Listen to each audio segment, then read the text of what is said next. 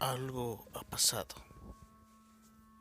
pero hoy no hablaremos de eso. Hoy hablaremos de la segunda parte del origen de Crusatia. Y hoy hablaremos sobre las tecnologías y armas que constituían cada ejército en su época más primitiva. Así que empezamos. Roger. Empezamos por el arma básica del imperio del actual reino Sangheili, que es la espada de energía.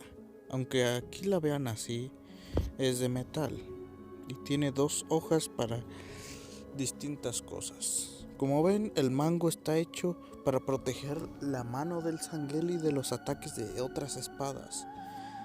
También sirve para desarmar al enemigo, ya que cruza el medio de la espada de energía y puede partir la espada o desarmar al enemigo, lo cual puede ser una bonificación a esta espada, aunque sean muy caras de mantener y tardan unos 3 o hasta 10 golpes en ser destruidas por completo. Hablando de la infantería básica, estaban los Sangheili menor. Estos constituían el 60% de todos los ejércitos. De hecho, eran tan bien usados como arqueros, escaramuzadores, infantería básica, caballería y demás. Pero su arma principal era el lanzador de plasma, un arma muy eficiente a finales de su época imperial. Después tenemos a los Sangheili mayores. Estos están más experimentados y conforman el 30% del ejército Sangheili. Estos estaban más especializados en detener a ejércitos casi tan grandes como los suyos. De hecho, podían acabar con un escuadrón de 20 o 60 ellos solos, si se lo propusieran. Ahora están los generales. Estos constituían del 5 al 10% del ejército. A veces eran la mejor infantería, a veces la peor, dependiendo de qué tan curtido o qué tan viejo era el general. Estos eran tan bien usados que tenían una armadura especial para cada momento: alta mar, tierra, asedios, defensa, etc. Incluso bosques. Este era un Sangheili mayor. No, no era el mayor. Era el Sangheili general. Tampoco. Era el Sangheili líder, tan poderoso que podía derrotar a un ejército con sus propios puños y su propia tecnología. Con solo 3 golpes podría dejar noqueado a 5 cruzados fácilmente. Las culturas que los dividían estaban entre Covenant, espadas de Sangelios y armas de Sangelios. Pero al final fueron tantas guerras, la decisión, la tecnología, los avances y la unión de los pueblos de las espadas de Sangelios que lograron exterminar y proclamarse los únicos Sangheili de estos territorios que estamos viendo ahora mismo. En otra parte de Europa nacieron los droides, los azules de color que vemos originalmente en anteriores episodios son los piloto. Los que se ven más oscuros son los droides de seguridad y los más claros son los droides comando o comandante más bien. Todos estos estaban en disputa, ninguno conseguía tener el territorio suficiente como para garantizar la supervivencia de su pueblo por completo, así que hubieron muchas guerras entre ellos, en especial aquí.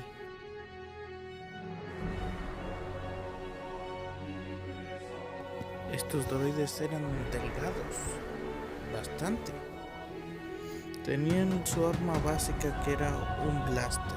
Bueno, en el periodo tardío. Antes usaban jabalinas y sobre todo el arcos a caballos. Fueron muy eficientes y estos se multiplicaban a una velocidad impresionantemente más alta que la de un conejo y su familia. Estos podían superar el número de un ejército cuatriplicando, o incluso, si se llegase a reclutar los suficientes, a quintuplicarlo o sextuplicarlo. Esto significa que los droides se basaban más en sus números, y por sus tácticas de arcos a caballos se podría decir que me basé un poco en el estilo persa para usar esta cultura. Pero no todos eran iguales.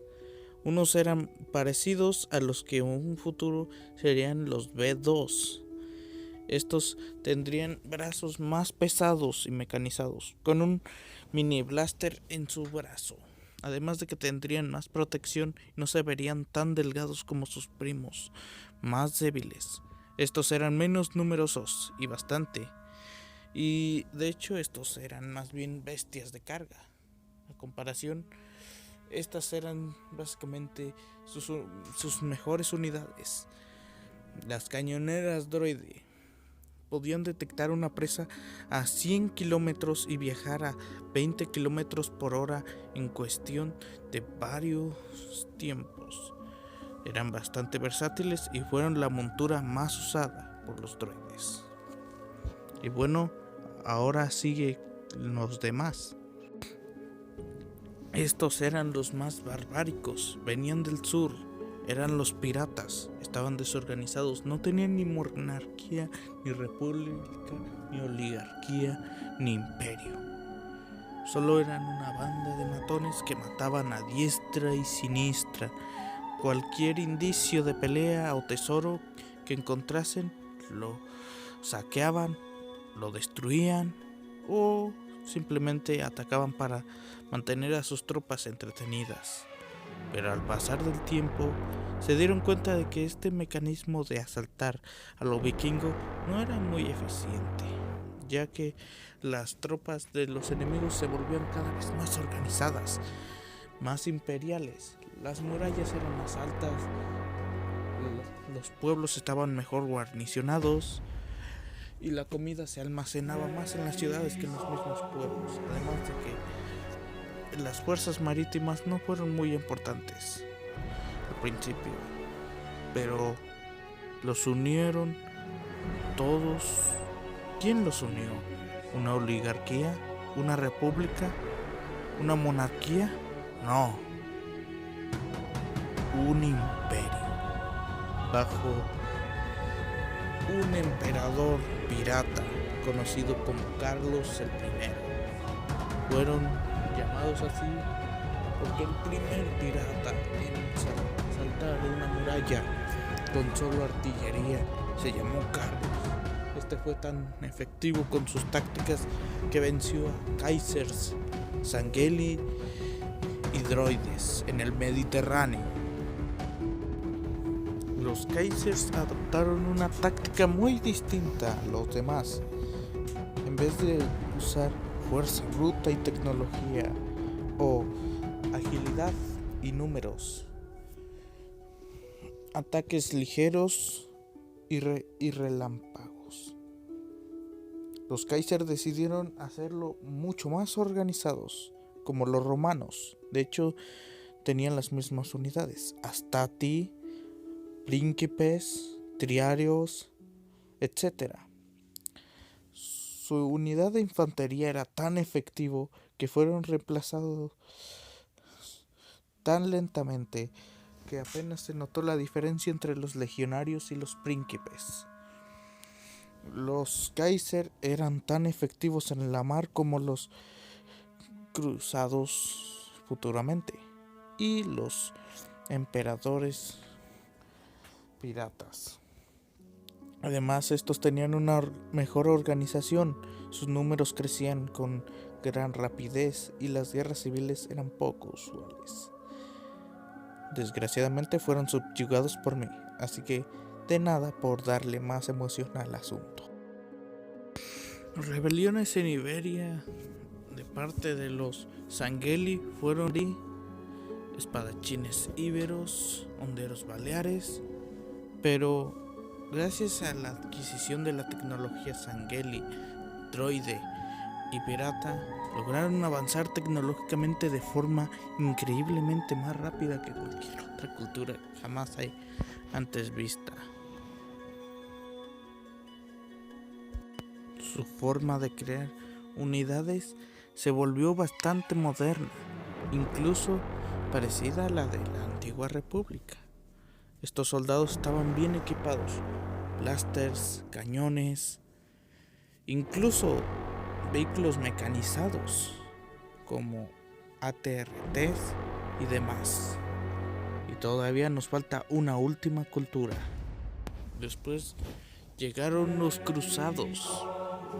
Su tecnología era bastante similar a la medieval al principio, pero al igual que los íberos de Nar, evolucionaron de forma rápida y sencilla, con la tecnología de los pueblos como Kaiser e Impulse Fire.